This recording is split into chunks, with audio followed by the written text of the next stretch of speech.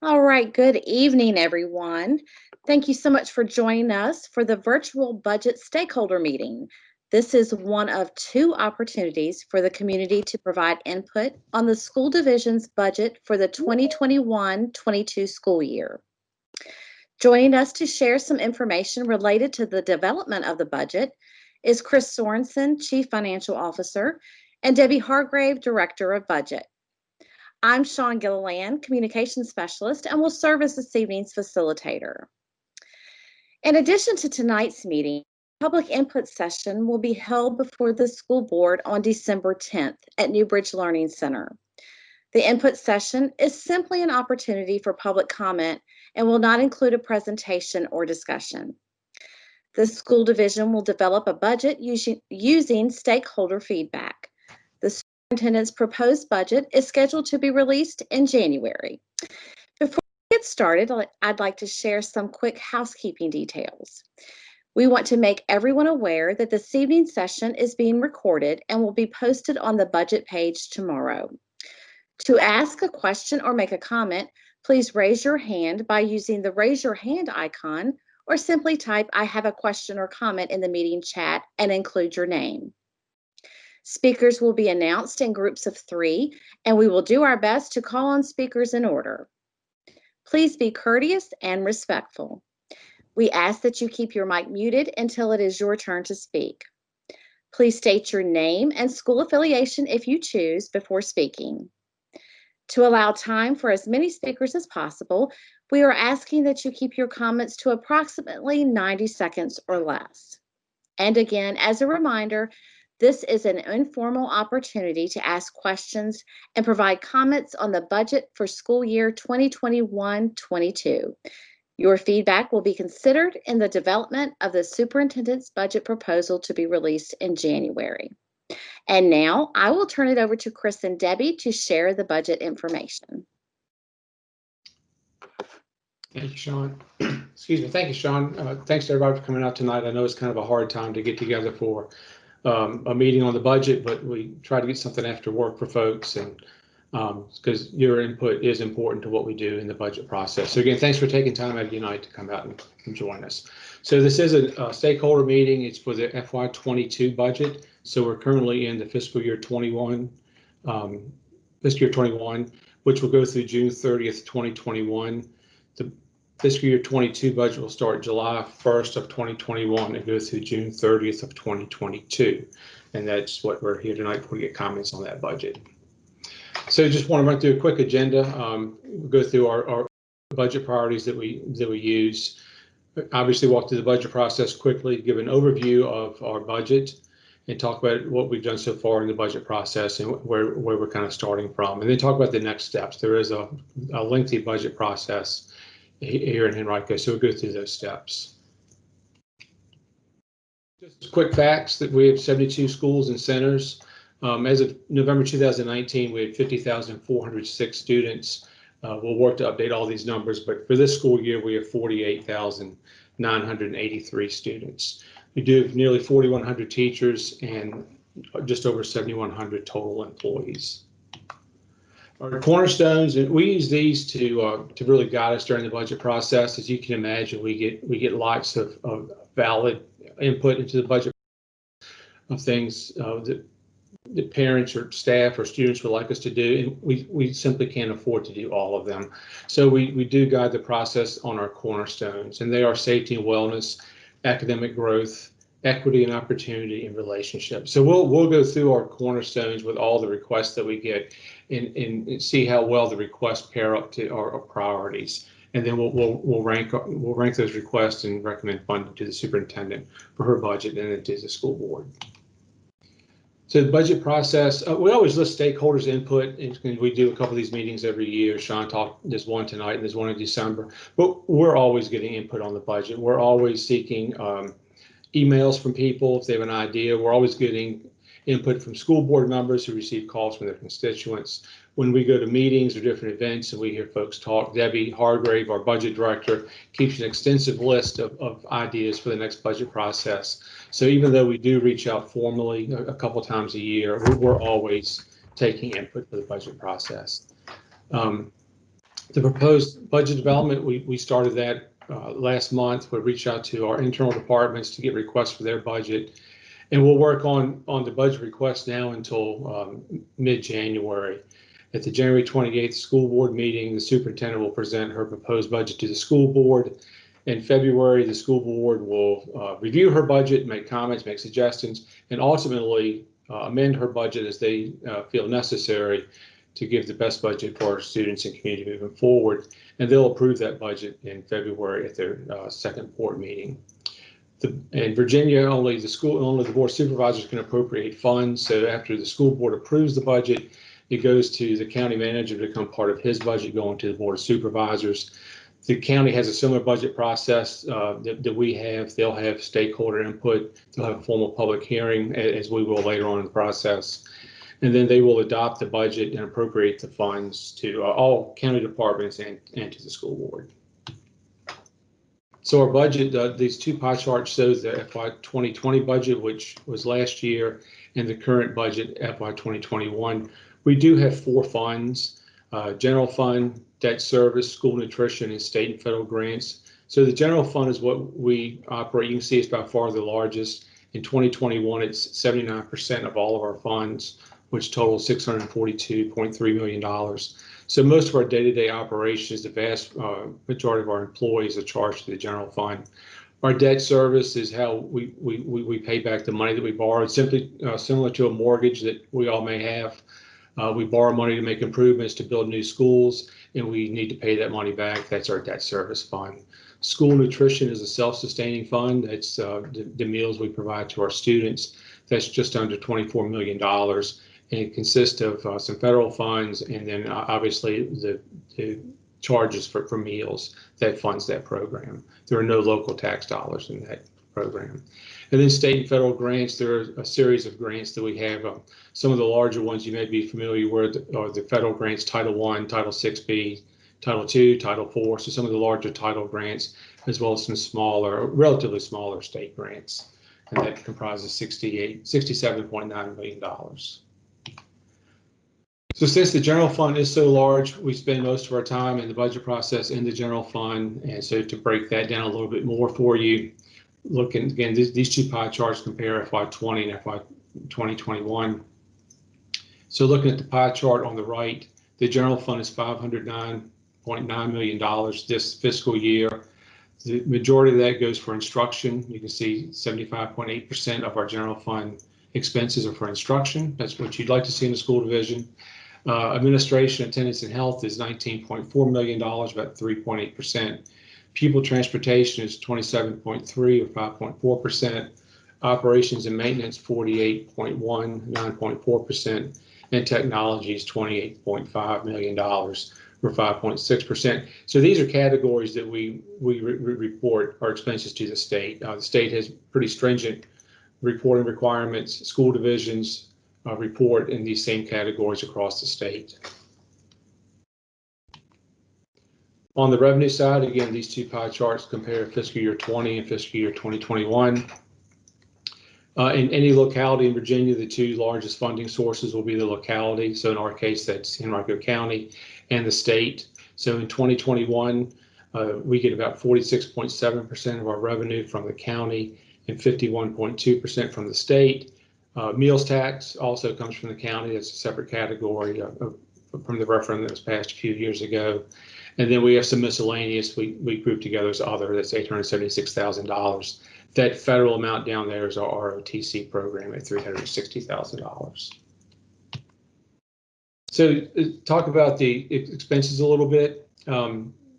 This is a chart that shows how we spend our money from 2014 to 2021.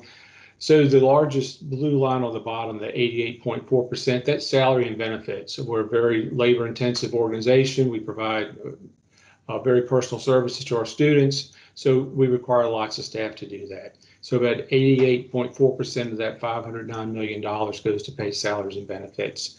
The 8.9% just above that's fixed accounts. So fixed accounts are utilities. I think sometimes people lose perspective. This is a large business. It's going to be the largest transportation business in most localities, the largest food service business, In most localities, we operate 72 buildings, so there are a lot of expenses that go on to operate the organization.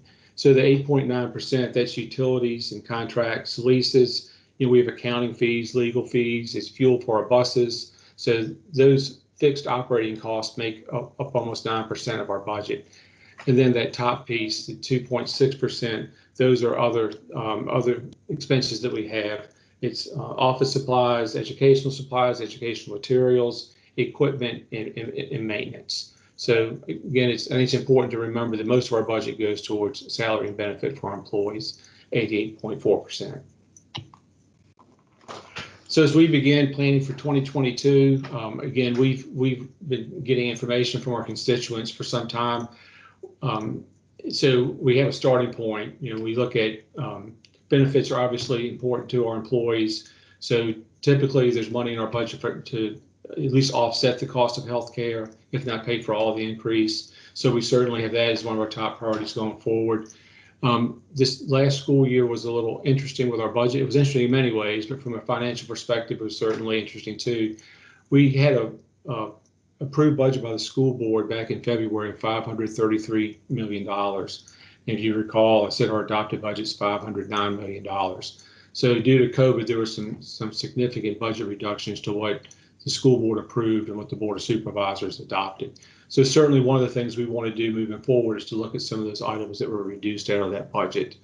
Instructional assistance, we're making an effort to slowly but surely convert our temporary instructional assistants to full-time, putting in staffing for planning periods for elementary schools, other teacher supports, reading specialists.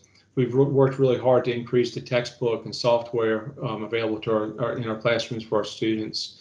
And then we really want to eliminate some of our student fees. So those were items that were in last year's budget, stakeholder input, and some of the things that we would consider moving forward. Do we need to restore those things should funding be available?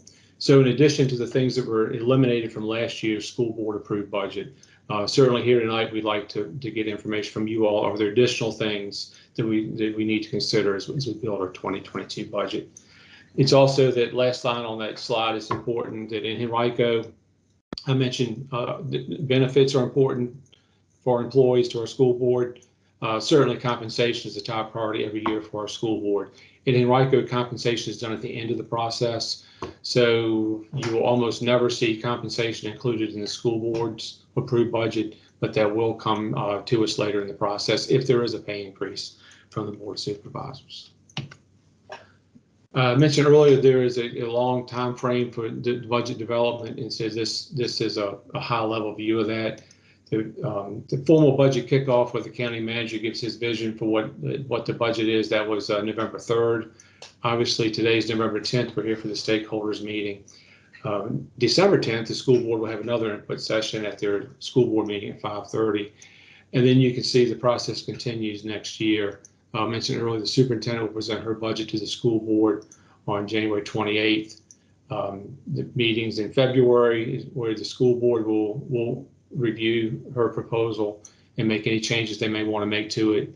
And they will approve a budget and send it to the county manager for his consideration, and then onward to the Board of Supervisors for their adoption.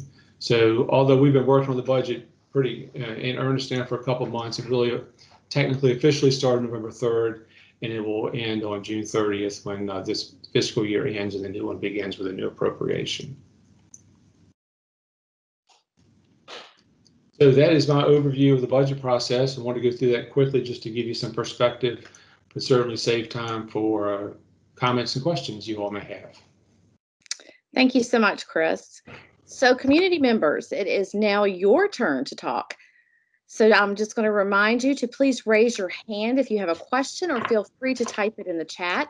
Please remember that this time is dedicated to your input and questions, and we want to hear from as many of you as possible. I will call the first three speakers, and we will proceed in order through the list. We are asking for your patience in advance. So let's see, does anyone have their hand raised? Noah Hawk, I see your hand up, so please unmute your mic and go ahead with your question or comment. Hi, thank you. My name is Noah Hauk. I'm a senior at Tucker High School, and I'm also representing Henrico Justice today. And my question is there a way that we can implement dual enrollment programs, not just ACA, in every Henrico High School? Thank you, Noah, for your question. So if I could just say, a lot of these I won't have. I may not have a response to a lot of the questions. You can see that Debbie's taking notes. I'm taking notes. We will answer any questions that we can. And if you'd like us to get back with you soon, we will do that. But one of our main goals is to get a list of priorities to present to the school board, so when they go through their budget considerations, they'll have input from the community. All right, okay, moving on. Thank you. Thank you, Noah. Moving on to Taylor White. Taylor, go ahead with your question or comment. Hi, I'm Taylor. I go to Henrico High School. I'm a senior, and I'm also with the Henrico Justice Group.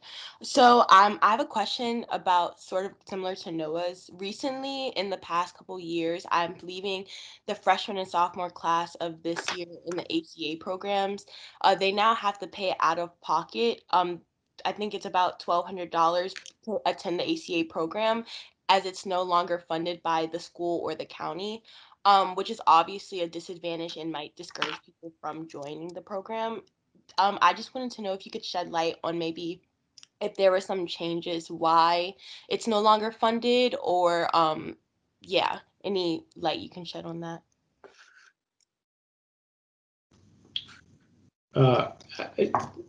Taylor, if you can give us your email address in the chat, we can get that information and get back to you.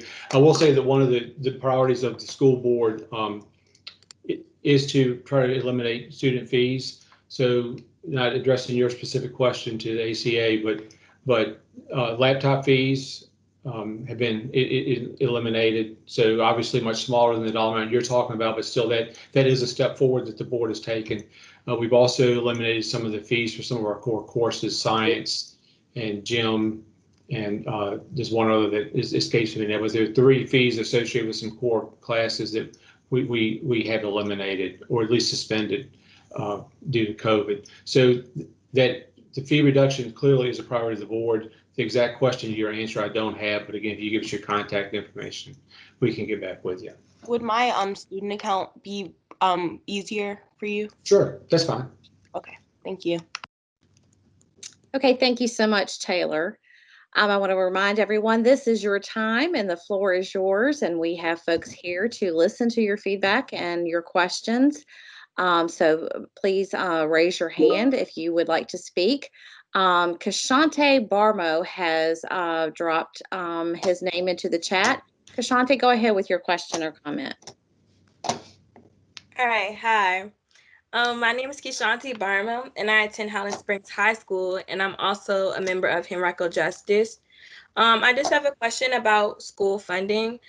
So basically, I want to know if funding goes directly from the county to the school board to basically allot the funds, and if so, what power does the school board have, distribute those funds? Thank you. Sure. So yeah, Henrico County does provide funding to the school board. The expenditure of those funds is entirely up to the school board. They have sole discretion how they allocate funds that are given to them by any funding source, whether it's local government or the state. So yes, those decisions are made by the school board. All right, thank you so much, Kashante. Next in line, we have Farhath Khan. Farhath, go ahead with your question or comment.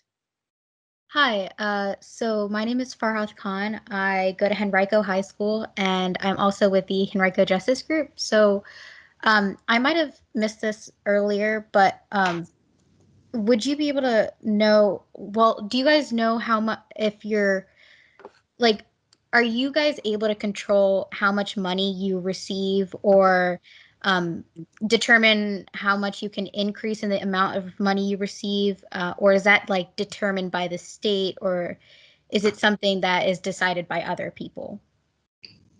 Sure. Like in terms of budgeting. Mm-hmm. It's a good question. So state funding is mostly paid on a per pupil basis. So the state gives us funding in several different accounts, and I said most, not all of them, but most are paid a dollar amount per pupil. Henrico County is more of a negotiation process. We go over and meet with the county and talk to them about our different needs in the budget, and then based on the revenues available to Henrico County general government, they'll give us money from what they have available. So there's not a funding formula at the local level, but there are funding formulas at the state level. But all of our money does come from other sources. In Virginia, school boards do not have taxation authority. So except for some of the fees that we charge, I guess you could technically say we raise those funds ourselves. But all the other funding comes to us from other sources. So I guess my follow-up would be like, so is it it's my understanding that Virginia state or like county levels or state levels decide how much we get in budgeting? Sure, each local government is going to fund their school division at a level that is appropriate for that community. Okay. Right. Okay. Thank you. Sure. Thank you so much, Farhat. Those were great questions. Next, we have Mary Morrissey with a question. Mary, go ahead with your question. Hi, Mr. Sorensen. It's Mary Morrissey from Short Brook Middle School. I'm just wondering, what is the status of our career ladder program? The career ladder was one of the items that was eliminated from the school board's approved budget last year. So it is still in the mix of things being considered. It's going to depend on the funding available to us to implement it. Okay, thank you. Okay. Thanks so much, Mary. Next in line, we have Noah Hauk. I see you're back in line. Noah, go ahead with your follow-up.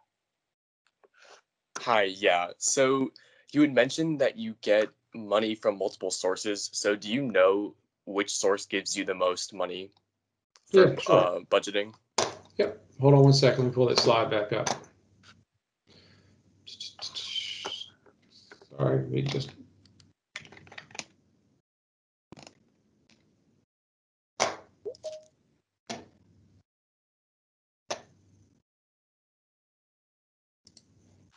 I'm having difficulty getting that slide.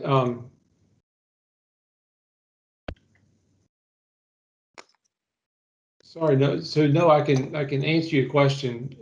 It's the local government and the state are the two primary funding sources. And I'm having a hard time finding that presentation to pull back up. You give me 1 second, I can answer that. There it is. I guess another follow-up question along with that is, who, if we wanted to talk to about budgeting, since they give the most money, who would we, if you have that information, who would we go to talk about allocating more money to certain sections of the county if we wanted to go like to the local or the state level? Sure. So I'll give you 3 answers. One, I would start with the school board, because once the money's under the control of the school board, they allocate, they would appropriate the funds as they see fit. But I would talk to your representative of the Board of Supervisors, because again, about half our money comes from the local government, and also talk to your representatives in the General Assembly, because about half the money comes from the General Assembly. So those are the folks that I would talk to about funding. Okay, thank you. Okay. Chris, did you want, so the state in the current year is giving us 51.2%, and the county is 46.7%, with 1.8 also coming from meals tax. Thank you, Debbie. You're welcome. Thanks so much. All right, moving right along in line, we have Debbie Long, Merrill James, and Christina Vitek. So we'll start with Debbie. Debbie, go ahead with your question. Hi, thank you for this opportunity. I am absolutely loving the student input and participation in this. This is awesome. I have a quick question about the technology that has been allocated for COVID. Is that likely to continue in the future? Do we know what the idea is for that versus textbooks? And just as a follow-up, you had mentioned at a state level the state donates, based on the number of pupils participating. For the Henrico Justice folks on the phone, can you explain that a little bit further and what the recent change to that was for this COVID period? Sure. So the first question dealt with technology. So we spent in software about $3 million in software and a similar number in hardware related to COVID. It is our goal to keep that in place. It's another one of the items in the funding mix. We need to see what we can afford. We received several $1 million in CARES Act money to pay for COVID related items, but that's not an ongoing funding source. So at this point, that's something that we'll work through the next couple of months to see what funding is available to continue all the resources that we purchased with the CARES Act funding. And the piece with the state funding, I'm not sure I got your whole question, but let me answer what I think you asked. So much of our state funding is based on a per pupil basis. Just at a round number, we get about $5,000 per student. So this year now, because we've had the drop in enrollment due to COVID, it does impact our revenue. It's about a $6 million impact to our revenue. So it's just one of the other pieces that we need to work through the year. Fortunately, we budget conservatively, so we will be okay. But sure, when we are off on our enrollment projection from a budget perspective, it's huge. We are on the expense side of the budget. We staff based on enrollment because we need to have certain pupil-to-teacher ratios. We need to have a certain number of bus drivers. Everything's based on enrollment. From a revenue piece, again, most of the state funding is based on revenue. And from an operational piece, we need to make sure we have enough desks in every classroom when the kids show up. So getting that enrollment number right is a crucial piece each year as we work through the budget. Did that answer your questions? Yes, thank you. You're welcome. Thanks so much for your questions, Debbie. We appreciate it. Moving on in line, we have Merrill James. Merrill, go ahead with your question or comment. Hi, thank you very much. I'm Merle James from Echo Lake Elementary School. I just had a question. I know that in many of the schools, they're removing carpet and to designate COVID holding areas if children get COVID. And I know that in many schools, they have actually gone in and removed carpet in the classrooms in prior years. And I know that in my school that was established in 1999, we still have carpet in many of our classrooms, which is a great concern. So I guess my question is, what is the county going to do about that carpet in the classrooms and moving forward? What are the plans with that? Yeah, I'll have to have somebody from facilities get back with you, Merrill. I don't know the answer to that. Okay. Well, I mean, it is a definite concern. And I do remember that, Dr. Cashwell had told us directly that they were going to go in order of schools. And I know that some schools that were established after our school have already had the carpet removed. So, I mean, it is a concern. And we have had such a problem with mold and had the county installed some machines to help the what is it called? ServPro machines. Yeah, the ServPro machines that helped us for several months. So it is a concern. I just wondered if you could maybe help us with that. Okay. Thank you. I appreciate it. We'll be glad to take your question to operations and facilities and try to get back with you on that. That would be great. Thank you so much. Thank you so much for your question. All right, next in line, we have Christina Vitek. Christina, go ahead with your question or comment, please.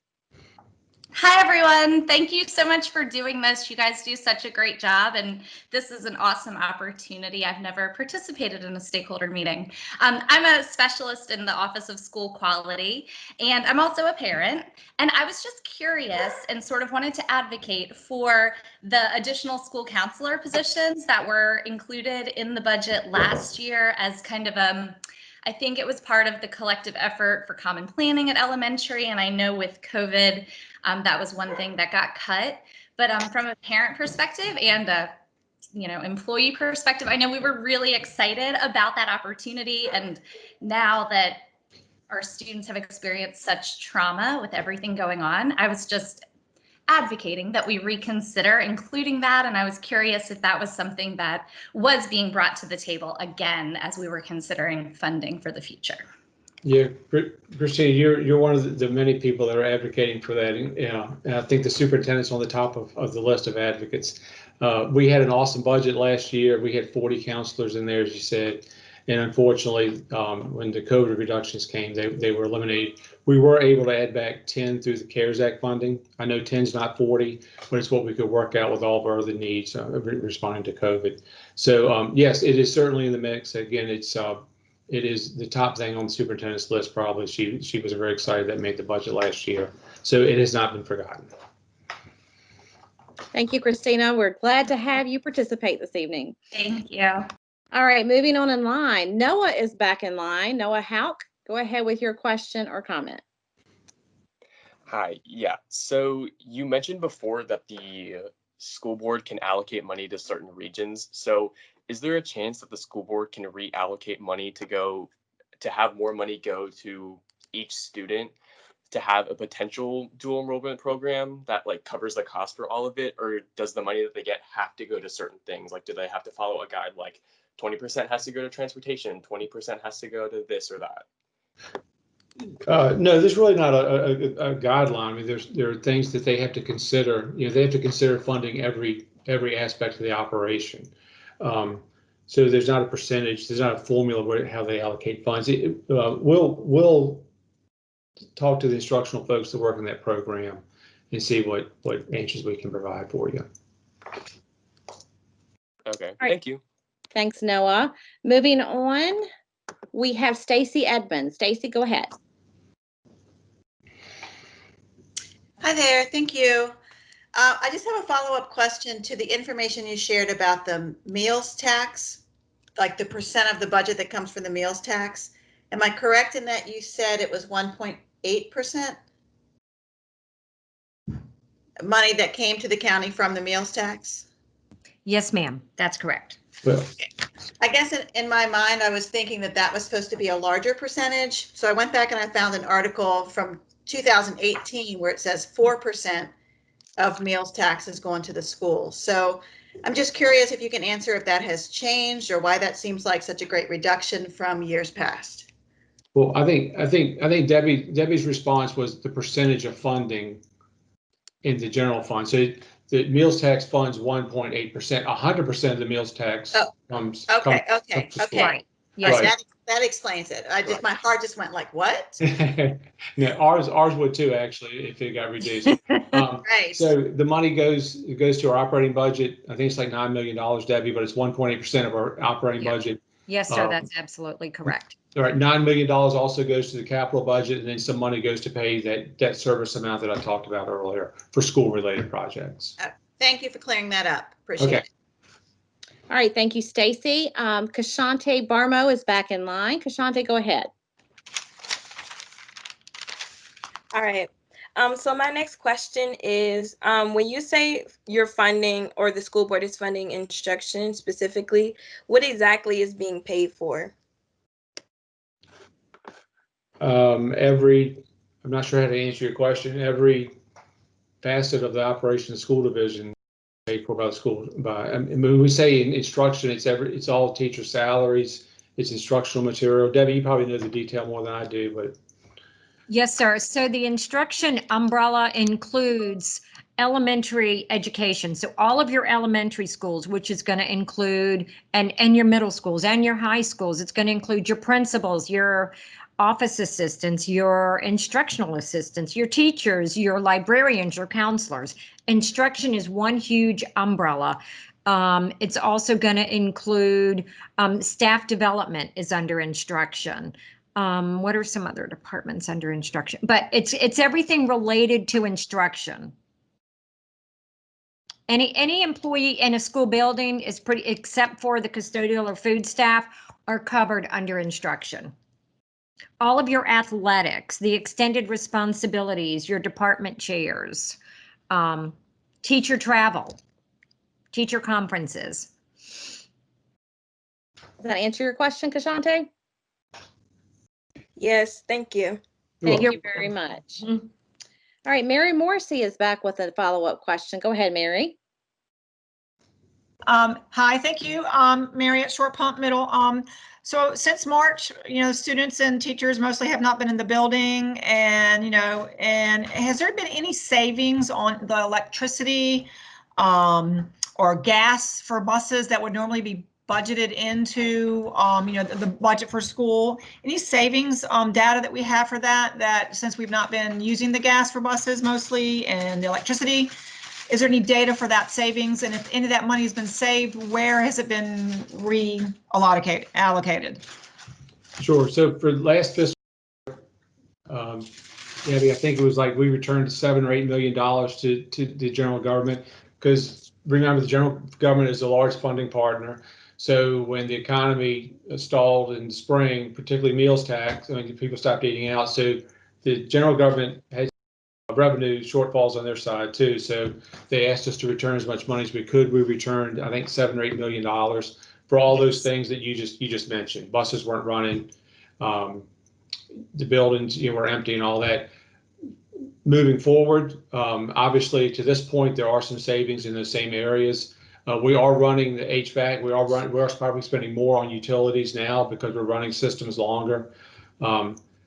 However, moving forward, when the students return, when more students return for in-person instruction, we don't know if any savings we've accumulated, particularly in bus fuel, will escalate, because we'll be running multiple runs. We might be paying bus drivers longer hours to run those multiple runs. So while there are savings now, we certainly believe that when in-person instruction returns, that we'll have extra expenses for day-to-day operations.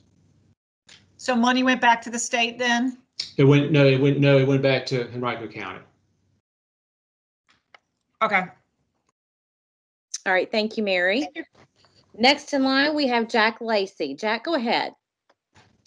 Hi, my name is Jack Lacey. I'm a senior at Tucker High School, and I also am part of the Henrico Justice Group. So who can I speak to about budgeting for college level research platforms? Because being in the IB program at Tucker, we're somewhat expected to have these college level research papers being done, but we aren't really given the resources that are required to make those research projects, where I know other counties may offer these research platforms and resources to their students, where we're somewhat disadvantaged in that aspect. So I'm wondering where can that be factored in? Sure. Debbie Hargrave and I meet with students and staff regularly to answer budget questions for different projects they're working on. So you can reach out to one of us. We'll be glad to talk to you. Thank you, Jack. I'm sorry, Debbie, can you put our email address in the chat, please? Or yours or mine or both? Yes, I will. Thank you. You're welcome. Jack, you go ahead, and once Debbie drops that in, you'll have the address to send them your questions. Next in line, we have Allison Kuntz. Allison, go ahead with your question or comment. Hey there, I hope everybody's doing okay. I just wanted to touch base and follow up on what Merle James had talked about. I am a teacher and also a parent, and have some major concerns about the carpet in our schools. I've worked at Echo Lake since 2004, and for over 10 years, we've had trouble with this mold and mildew issue. So that after teacher work week, I've had to go on the nebulizer every Labor Day weekend to get my system back in check. And there have been times when I've written on a poster, and by the time I come back on Tuesday after Labor Day, it has dripped down. We've been through like Merle said, the Surf Pro, the humidifiers. I'm just concerned, and I know that you said you're going to look into it. I just wanted to reiterate my concern that every year we have mildew or mold, as we like to call it, but it seems to be mildew. And it makes me nervous that if it was okay to remove the carpet for the safe rooms, that it's it's not okay for the whole school. And we have spoken to Dr. Cashwell over the years about the timeline. The timeline has always been, like Merle said, about schools going in order, but we seem to keep getting pushed back and back and back and back and back. And I as far as I know, we're the only school in recent years that has had the dehumidifiers or the humidifiers, whatever they were huge and loud and crazy. But they at least made us feel better. I'm just super concerned that if we're going through making all these changes for the HVAC system, that are we really, really thinking about the carpet? It has been a major concern for our school for years.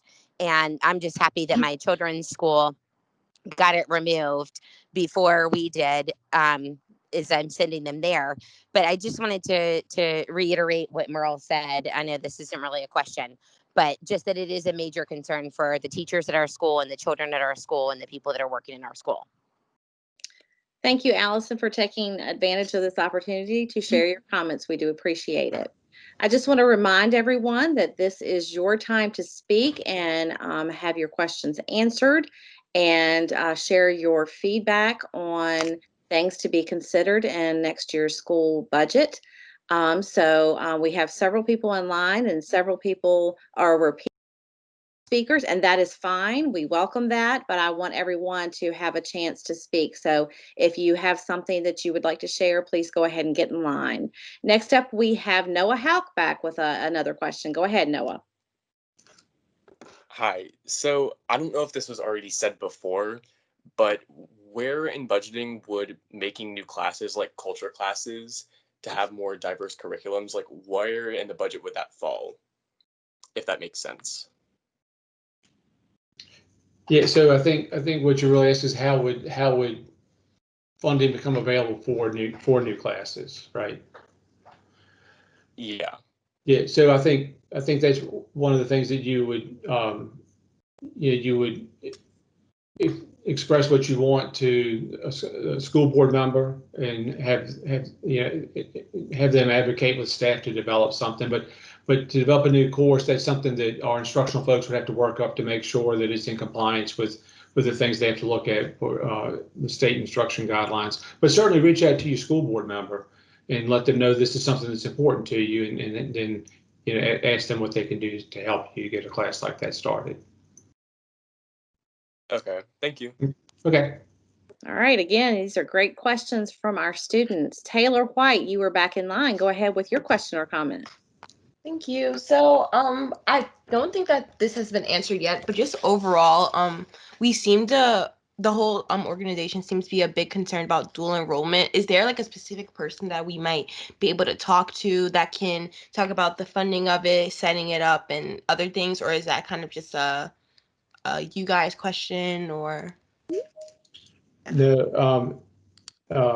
Yeah, unfortunately, I don't know the program that well to answer all the questions that we're getting tonight, but we will certainly get with somebody and either maybe that person can coordinate a meeting or certainly an email exchange. But let us figure out how to get that information back. That seems to be important on y'all's mind. So let us figure out how to get that information back to you. Okay, thank you. Okay? Thanks. All right, moving on to Stacy Edmonds. Go ahead with your question, Stacy. Hi there. Thank you for allowing me to speak again. A coworker of mine just texted me a question that she wanted me to ask about. We teach at elementary schools, and back in March, before everybody had to abruptly leave, students were allowed to go to the libraries and check out lots of books. And those books have not been recouped 100%. So her concern as a reading teacher is there money going to be allocated in the budget for that, or will that money come from a different budget? And maybe you don't have an answer for that, but she'd like me to ask. Yeah, I don't have an answer for it. I think it's one of the things that our library group would need to look, our library specialist would need to look and see what books are missing and how he or she can reallocate resources around to students. But certainly if there's we need to address the lack of library books available. That's something that we'll talk about during the budget process and see if funds are available. Okay. And then second question, and I promise that I'm done, is somebody else mentioned the career ladder and the raises and things like that. And I know, having been in the county for 18 years, I finally felt like we were making steps in such a positive direction. And, you know, I'm just having flashbacks of years ago where we went 5 and 6 years without a raise. And I'm very concerned about, and I know my colleagues are concerned about that too. So I'm sure it's on Dr. Cashwell's mind. I just would like you guys to be able to reiterate that that's of tantamount importance, especially to those of us who have been around for a while and are affected by that career ladder. Right. No comment. You know, I think I made some comments maybe before you got to the meeting that compensation and benefits always top of the list for the school board. Benefits will probably offset some of the health insurance costs in the school board's approved budget. Just the way Henrico County works, compensation is always addressed at the end of the process. Very rarely will you see compensation in the school board's budget, but just the way the process is, the board of supervisors, if there's funding available, will provide funding later on in the spring to us to take care of compensation. But it's always on the top of the school board's list for staff. Okay, thank you. All right, we currently have 2 people and 2 speakers waiting to ask a question or make a comment. And I just want to remind everyone, this is your time. The floor is open, so go ahead and get in line if you would like to speak. Debbie Long, go ahead with your question or comment. When was the last time we had a teacher salary compression study, and what was the result at that time? Was it? I believe it was 2 years ago. There were funds allocated for compression a couple of years ago in the budget, like $3.8 million. There is a compensation committee that meets regularly. During COVID, there hasn't been any meetings, but the school board and the board of supervisors did set up a compensation committee to look at compression moving forward. Thank you. Okay. All right, next in line is Farhath Khan, and then after Farhath, we have Mary Morrissey back in line. So let's start with Farhath. Go ahead with your question. Hi, so I was, well, my team and I were looking into the budgeting per student in the different counties in Virginia. So we found that like Fairfax County is getting 1,870, around that amount, $187,000 per student, while Henrico County is getting like 51,000. So would you happen to know like who decides how much money goes per student, or if we're able to like raise that number? Sure. So I'm not sure what your source is. I'm assuming you're looking at total funding for a student. So that would consist of you know, how much the state pays, how much the federal government pays, and how much the locality pays the school division to operate. So at the state level, it is a formula. It's going to vary by locality. The state funding formula is pretty complex. The state pays based on a formula that determines the locality's relative wealth. So Fairfax will get a different amount per student than Henrico will, or any other school division will. That the funding formula is unique to every locality. So that's one piece of it that is formula driven. I don't know how much Fairfax gets in federal grants, but federal grants for the most part are formula driven. So again, it's going to depend on each unique locality, how they measure up to the formula from the federal government to receive funding. At the local level, local governments fund school divisions in different ways. Some people do have funding formulas. Some people have a percentage of overall revenue. It's up to that locality how they want to fund their school division. In Henrico, there are no formulas. It's really a negotiation. We work very well with the county manager. The 2 boards work very well together. It's some localities you'll see public squabbling at board meetings over funding. You won't see that in Henrico. We get along very well with our counterparts on the general government side. So it's a good relationship. They understand the schools, they understand the community, and we work back and forth to get a number. Again, the county has to fund their own operation as well as the schools. So the county, they have a lot of long-term board members, the long-term senior staff that really understand the community. And it's just a conversation back and forth of of how much they can afford to give us based on all the needs that they have to fund. So, it's a complicated answer. Some funding is formula based and some isn't. So when you look at those, I know the state puts out information every year on per pupil expenditures, and it can vary widely from school divisions, but it just depends on the makeup of that school division, what their funding is. Okay, thank you. You're welcome. All right, thank you, Farhath. It is great to have these students engaged in this process. Next in line, we have Mary Morrissey is back. Go ahead. Yeah, I'm back. Hey, Chris, in January of 2019, when the state legislature said that teachers would get a 5% pay raise, did we ever get that in Henrico? I'd have to go back. I believe we still ask questions. I'd have to go back and look, but the state, when they make comments, typically it's over a 2-year period. I think when we went back, we had already exceeded what the state required us to give. Does that sound right, Debbie? Yes, sir, it does. Yeah. Yeah, I think we had received a step one year and then possibly a 2% the year before or something. So I think that we had met the 5%. Yeah.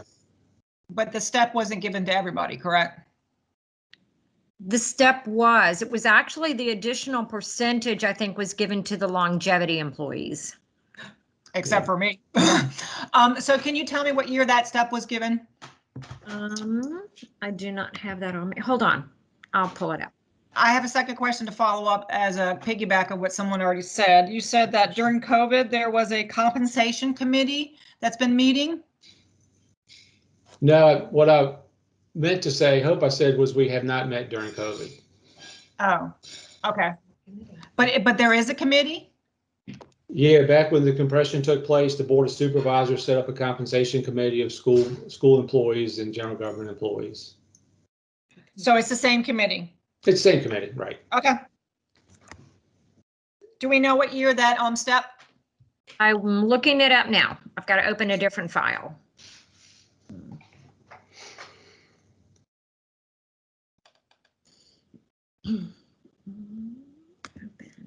I think we went back and, if memory serves, I think we went back and looked. And again, when the state makes a broad statement, you really have to read the details because they budget differently than we do.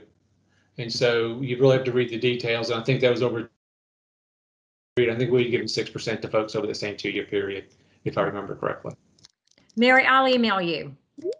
All right. Can you tell me when the 6% came over 2 years? Email that too. Yeah, I'll email you my salary chart. Is it different from what's already published? I'm not sure, but we have one that we compare to the state increases, so we can possibly share that. That'll be great. Thank you. You're welcome. All right, next up we have Danielle Duncan. Danielle, go ahead with your question and comment. Good evening, everyone. First meeting, so I'm trying to get a better understanding of how the budget works for Henrico. Chris, you mentioned that there's negotiations for Henrico County budgeting per student. Is that the same for all portions of Henrico County?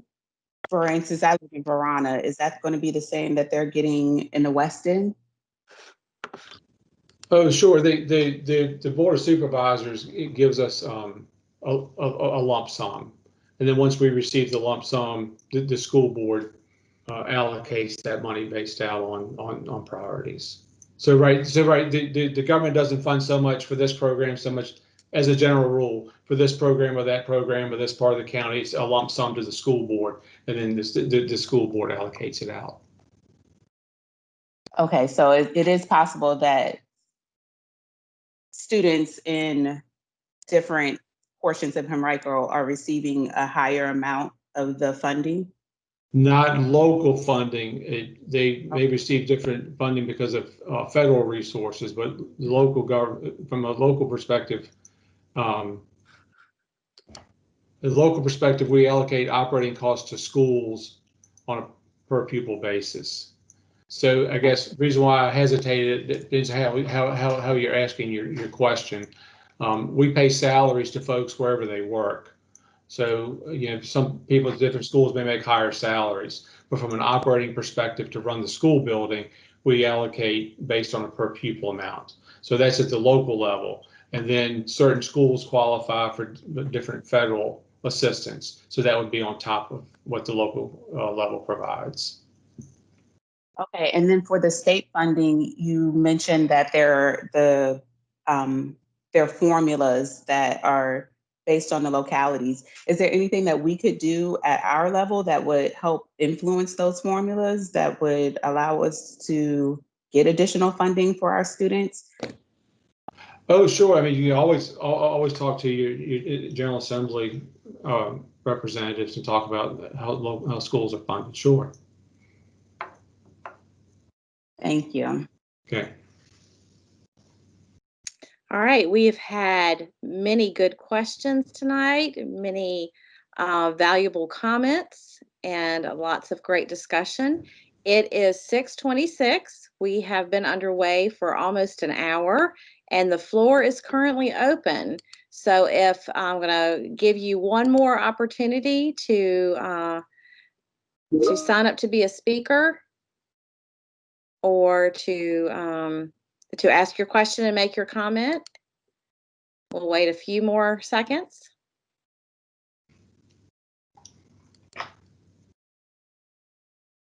All right then. Chris and Debbie, do you have any closing thoughts for this evening that you'd like to share?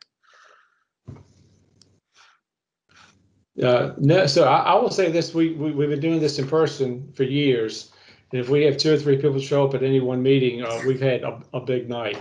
So actually, you guys asked some great questions. So again, thanks for taking time to ask the questions. I hope you got your questions answered. If you didn't, Debbie put her email out there. I'm not hard to find. You can find my email address too, but certainly call us or email us and we'll be glad to follow up. But no, really good questions.